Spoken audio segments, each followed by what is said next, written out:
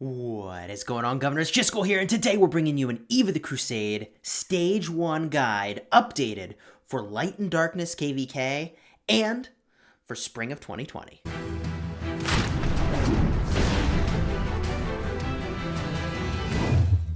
Hello, my friends, and welcome back. We are in Season 4 of KvK, and the Eve of the Crusade events have just started.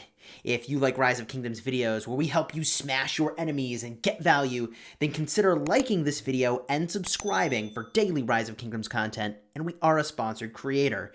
Now, Eve of the Crusade is one of the main events for Kingdom versus Kingdom that gives you really sweet rewards, and all you gotta do is participate. The question in 2020 is, should you be participating here, or should you be participating more heavily in the light and darkness portion of these events?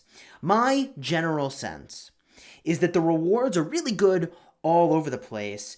It's probably, however, better for your kingdom if you're going totally ham in the Light and Darkness KvK rather than the Eve of the Crusade events. That said, there's a ton of rewards here and there's a ton of good stuff at stake that we need to talk about. First and foremost, the thing that is at stake for the kingdom is a damage buff, which is really solid for the first 3 placements, and of course number 5 is very coveted for the training speed boost. There are individual rewards, but you'll find these to be much less than what you would get in a Mighty Governor cycle. They are, however, universal commander sculptures, but I've complained about this for a while now, that for competing against a whole bunch of other kingdoms, these are pretty low rewards, which points to the fact that this is really much more about pride than it is efficiency of rewards. Now, there are some really sweet changes in spring of 2020 that make this stage of Eve of the Crusade really fantastic. In the first phase, you're running around killing marauders. You'll see those marauders on the map as green skulls. Here is one of those. Now, pretty sure it's like a level 26 barbarian equivalent. You kill those on the map to get parchments, and then you turn those parchments into kingdom supply chests. Every time you do that, you're going to get 7,000 points for your kingdom. We went around and did some of that leading up to this video. We've got 35 of these satchels. We opened them all to get a bunch of different parchments. Now, this is where the beauty of some of the recent changes that they've made comes into play, because you're going to notice that we've got different numbers of all of these different parchment types, and they're kind of uneven. Previously, you would just be out of luck, but now you can go, and after or before you've gone in and you've actually claimed all these supply chests, you'd say, oh, wait a minute, I need a Hanging Gardens of Babylon, and I've got 6 of these statues of Zeus. So let me go in, and I'm going to start trading. I'm going to request a Hanging Gardens. Which one? Okay, it's the one I have 0 of. And I will trade away the one I have 6 of. And I will hit confirm. And someone can go for that trade. This could take a while to get all the parchments you need, but at least there's a way now to not get to the end of the event and be totally out of luck, sitting on dozens or hundreds of parchments that you don't need. Now, those supply chests have some really sweet goodies in them. If we rip open the 3 that we got, that's just 3 supply chests and about 2,000 action points worth of running around the map that we did. Not bad, quite frankly. In fact, pretty good. You're getting a lot of sweet stuff in here. Even the individual credits, which seem not so amazing, can be used to purchase teleports in the Alliance shop. So my recommendation is that if you are not going for the KvK skin, and you want to focus primarily on powering up your own account while still benefiting the kingdom, that this phase of the Eve of the Crusade is really quite solid. The reason I'm currently on my restart project for showing you this and running around killing these things is that Gosh, all my commanders are basically maxed out. I don't need experience on any of my commanders anymore.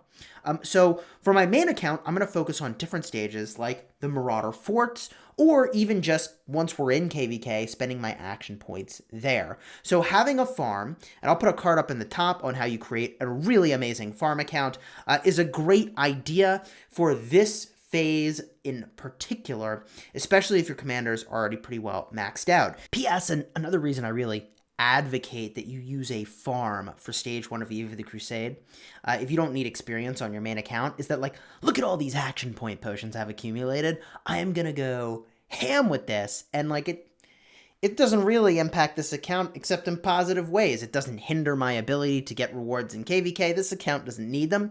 It's here to help the kingdom. So this is going to be a really good time to spend some of those action points. The other thing is that my commanders on this account, like, they're fine, but really lackluster. Quite frankly, they're not nearly as high level as they should be. So this is a perfect excuse to get out there, slay a bunch of barbarians, or marauders in this case, get a bunch of experience. It does have to be marauders, not barbarians, to give you those rewards. That is important to get right, and only when you convert them.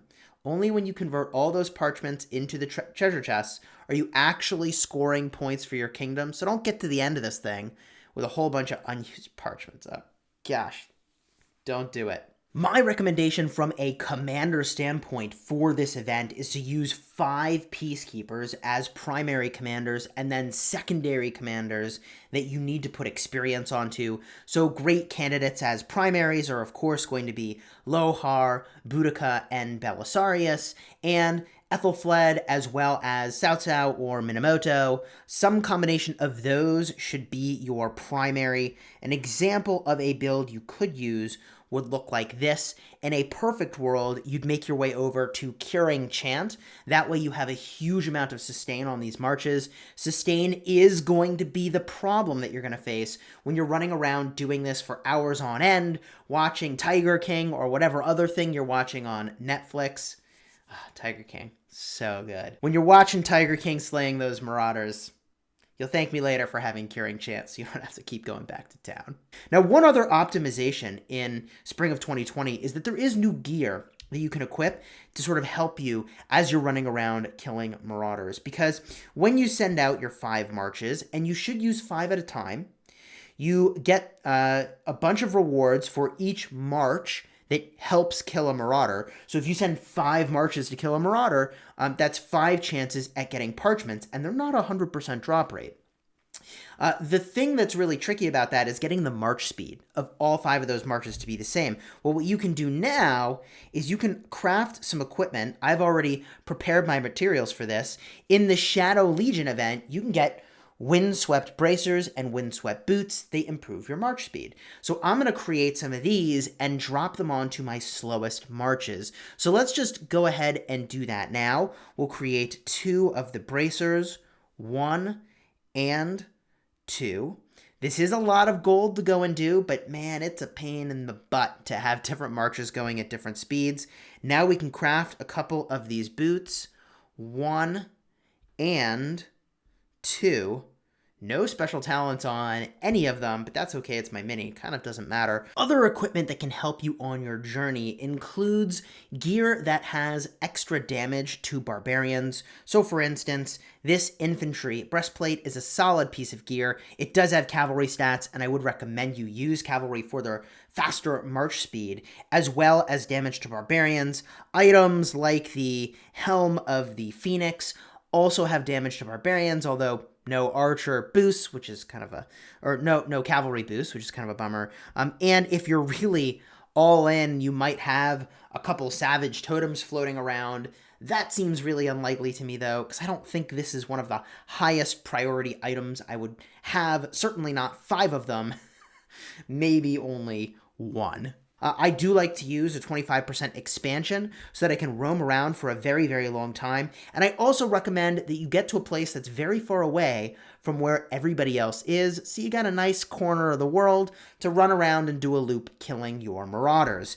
Zooming way out, you can see I'm no longer in Zone 3. I used a random teleport to make my way into Zone 1, and I'm pleasantly far away from everybody else, and that gives me a nice chunk of land to go run around and do this on. Of course, other micro optimizations include firing off alliance skills, such as using Unbridled Progress, giving you 10% march speed and 30% damage to barbarians and neutral units. Scheduling a time for that is pretty solid, although because it is a 3-day window for this portion of the Eve of the Crusade, you are going to want to fire this off pretty early within that event so that you can get it again for the tail end of the event and fire it off again potentially. Overall, I do like these improvements to the Eve of the Crusade. Ours is off to a super fast start. I actually don't expect we will be in #1 in this portion of the event. In fact, I'm kind of even surprised that we're doing so well in #2 because we've got so many players that, like, at the top end of things, have a lot of power, contribute a disproportionate amount towards our being and Imperium status, and probably are not running around killing barbarians. That's not a thing that they have time for. So I'm feeling pretty good about where we're at right now, and we'll see how this all shakes out. This has been open for a matter of hours for us, so it's very hard to say what this will look like, but feeling good so far. My friends, if you found this video helpful, consider liking, and I'll put a card up in the top where I talk a bit more in depth about this stage of the event in the past, in case you want to check that guide out for some additional information. Consider subscribing for that daily Rise of Kingdoms content, and until next time, you have fun smashing the kingdom.